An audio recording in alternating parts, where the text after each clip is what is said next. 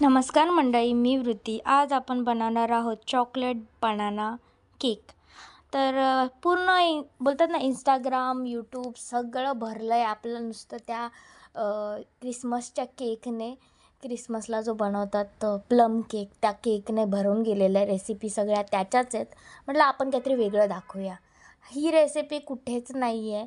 ही recipe फक्त माझ्याच डोक्यात आलेली आहे.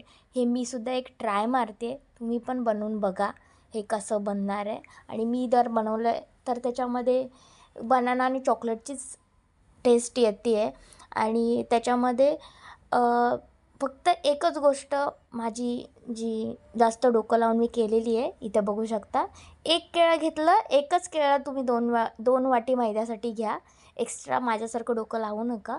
मी अजून एक अर्धं केळं घातलं. मला वाटलं की एवढंसं केळं कसं कमी पडेल ना, म्हणून मी थोडं जास्त अजून म्हटलं टाकूया, म्हणून अर्धं केळं अजून ॲड केलं. तर त्याच्यामध्ये नुसता बनानाचाच फ्लेवर येतो आहे. तर ते जरा ऑड वाटतं, म्हणजे खाल्ला जात नाही आहे केक, अशी गत झालेली आहे. तर तुम्ही प्लीज थोडंसं कमी केळं वापरा, म्हणजे एकच केळं वापरा. आणि दालचिनीची पावडर तुम्ही थोडी अजून जास्त टाकली तर अजून चांगला अरोमा येईल, फ्लेवर येईल त्याच्यामध्ये.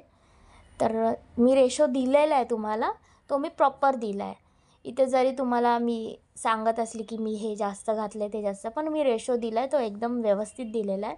तो तुम्ही बनवून व्यवस्थित केक तुमचा बनेल.